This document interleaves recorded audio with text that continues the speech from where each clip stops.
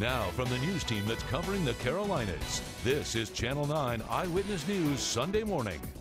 A community in Scotland County, North Carolina, heartbroken after searchers recover the body of what they believe was that missing 4-year-old boy. The connection the sheriff had with the child that made this case even more emotional. Plus, heavy rain pushing into the Carolinas. You see it there. We are using Charlotte's only local radar to pinpoint how long it's going to stick around. And we have Storm Cam on the move right now, closely monitoring road conditions for you this morning. Good Sunday morning. Great to have you with us. I'm Paul Boyd. And I'm meteorologist Vicki Graff. And it is wet. It is soggy. If you're heading outside to church or something else, it's time to get prepared. Make sure you have that umbrella with you, maybe even the rain boots as well. We're tracking some steady rain. This has been going on for several hours this morning, and I'm calling today a washout. We're going to see rain throughout most of the day. We might get a few breaks, but those breaks won't last long. Some steadier rain just outside of Uptown right now. This is moving through Concord, Mount Pleasant, and then also closer to New London. And putting rainfall rates on this, it's coming down at about 1/4 of an inch to 1/2 inch per hour. That batch is quickly moving off to the northeast. This is what we'll see throughout the day. Some bursts of heavier, steadier rain, and then also some breaks in the activity like we're seeing now in Lincolnton, Cherville, also Shelby, Hickory. This break won't last long. Another batch of rain is pushing through the mountains, and that is moving east. What we're not seeing are storms. That storm threat will stay low, so that's the good news there. And we need the rain. You hate to see it for the weekend, but that's what we'll be seeing a lot of today. This first batch of rain is pushing through right now. That initial front still has a long way to go, so we still have a long way to go with this rain. If you're going to be out on the roads, take it slow. The rain will ramp up at times through the afternoon, and the heaviest rain right now I expect to be south and east of Charlotte. That's where we could see rain totals closer to about 1.5 inches, maybe even 2 inches in some neighborhoods. If you do have plans later tonight, maybe heading into Uptown, it's still going to be a wet evening ahead. On our threat tracker, that top threat for today will be the rain. Make sure you're prepared for it. If you are going to be driving, take it slow. We don't have to worry about severe weather or wintry weather here in Charlotte, but behind this system, colder air moves in. I'll be pinpointing how cold it will get coming up. Paul? All right, we'll stick around for that. Thank you, Vicki. A tragic ending to a days-long search for a missing 4-year-old boy in North Carolina. Investigators believe they recovered Raul Gonzalez Johnson's body yesterday afternoon. The heartbreaking discovery brought law enforcement to tears. This is the outcome everyone feared. Scotland County Sheriff Ralph Kersey held back tears as he announced searchers found a body believed to be Raul Gonzalez Johnson in this pond not far from where the little boy disappeared. Raul wandered from his home Wednesday while his grandfather was babysitting him. Authorities say his death appears to be accidental. The family is contending as best as they can. Naturally, this is a very difficult time for them. Hundreds were involved in the search to find the little boy, including firefighters from Charlotte and Mooresville. After searchers didn't have luck in nearby woods and dive teams didn't find the boy in the pond, investigators decided to drain the pond. They pumped about 8,000 gallons of water out. We really needed to eliminate that body of water. That's when investigators made the heartbreaking discovery. Sheriff Kersey had actually met Raul last fall and said it was a blessing to have met who he described as a sweet little boy who loved life. I know that I gave my best to put a passion in me to do all that I could to bring him home safely. Heartbreaking. That was Liz Foster reporting. The medical examiner still needs to officially confirm the identity of the body and cause of death. The sheriff said the investigation will continue until they find out exactly what happened. Well, troopers tell us a chase led to a deadly crash in Lincoln County. The crash happened on East Highway 27 in Iron Station around 3 yesterday afternoon. Troopers say Lincolnton police tried to pull over a motorcycle, but the driver, Edward Case, wouldn't stop. They say Case eventually crashed into a white truck and died at the scene. We spoke to neighbors who saw it all happen. There was 2 police chasing this guy on his motorcycle. Well, when he hit this curve right here, he just ran head on into that white pickup truck. Incredible images there. You can see the truck flipped over in the crash, and the driver and passenger were taken to the hospital but are expected to be okay. We're learning new details in a deadly head-on crash in West Charlotte. Troopers have released the names of 2 people who died yesterday morning on I-485 Inner. Investigators say Jeremiah Bellard was driving the wrong way when he hit another car near the West Boulevard exit. Bellard and Jose Carpio died. Troopers say they started receiving calls about the wrong way driver around 3:30 a.m. The crash happened before officials could find the vehicle. Investigators are waiting on toxicology reports to determine if drugs or alcohol were factors there. Well, former homicide detective Gary McFadden kicked off his campaign for Mecklenburg County Sheriff yesterday. We asked McFadden if he supports the department being involved in the controversial 287G program that allows deputies to detain undocumented immigrants who are booked into the county jail. At this point, I oppose it. It doesn't bring unity to the community. There's many other laws that ICE could go after and do if they have a problem with immigration and safety, so we can talk about it. Earlier this month, Charlotte City Council member Braxton Winston called on the sheriff's office to stop taking part in 287G, but Sheriff Erwin Carmichael says he plans to continue with the program.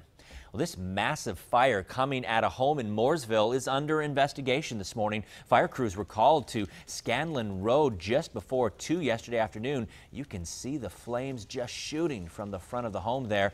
Officials tell us the homeowner has minor burns. We're also reaching out to investigators this morning to find out what caused this home in Mint Hill to catch on fire. Firefighters were called to the home on Wilson Grove Road around 8:30 yesterday morning. You can see it smoldering and extensive damage there. We're asking officials if anyone was home at the time. It appears no one was hurt. Well, friends, family, even strangers said their final goodbyes to 19-year-old Carson Whitecell. Many at a loss for words after the young woman was killed in that senseless crime last week. Eyewitness News reporter Deshaun Brown was there as hundreds honored her life. Even outside of the church, they've set up a special banner here honoring Carson's life. We don't know exactly how many people attended the service, but the pastor says they set up exactly 528 chairs. Not one of them was empty. We're making it, but it's hard. Just like this room, many hearts here full. For this community, this moment means goodbye to 19-year-old Carson Whitecell. Tuesday, police said a man stormed into her job and shot and killed her in a seemingly random crime. Why did this happen? Why are we here?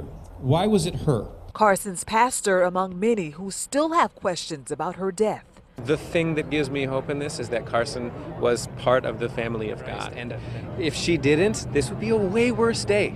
But it doesn't have to be, and it doesn't have to be for anybody. These friends traveled from all over the country, including Nebraska, Minnesota, Ohio.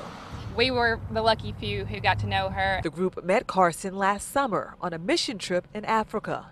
They went there to serve, building homes for orphaned children. Just for 2 months, she made such an impact on our lives, and so I can imagine in 19 years how many lives she touched. Their voices trembling, Carson's closest friends remembered her too. And I'm so happy that I got to spend the time I did with her. At 19, to have that kind of impact, and it's awesome, and it's amazing. During the service, there was also a special prayer for Carson's co-workers who were there when she was killed.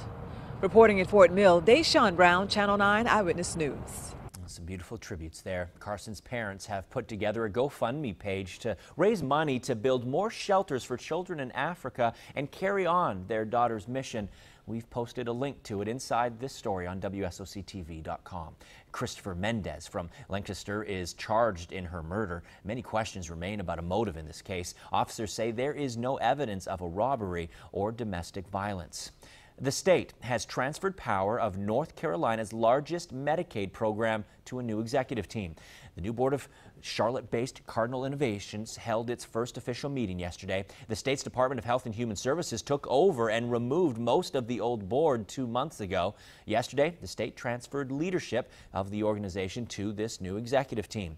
The state's health secretary released a statement saying, "I feel confident that the new board and leadership team of Cardinal Innovations will keep its focus on the patients and consumers they serve."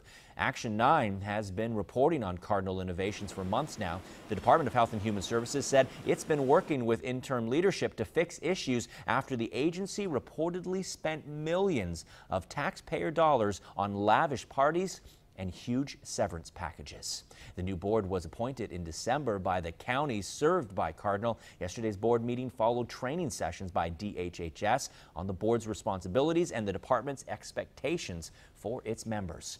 We are learning new information this morning about that suicide bombing in Kabul. An Afghan official has updated the number of people killed in yesterday's attack to 103 and says another 235 people were wounded in the attack. We're told the attacker drove an ambulance down a packed street, then detonated the explosive. An Interior Ministry says that the man told police he was taking a patient to the hospital moments before the bombing. The Taliban claimed responsibility for the attack. Well, this week, President Trump will give his first State of the Union address. The theme, we are told, will focus on, quote, building a safe, strong, and proud America. The White House says the president's speech will highlight domestic and national security issues. The speech comes as the president's one-year approval ratings sit near record lows. The president's State of the Union airs Tuesday night at 9 o'clock. You can watch it right here on Channel 9. A Rock Hill business is making sure the memory of Detective Mike Doty lives on.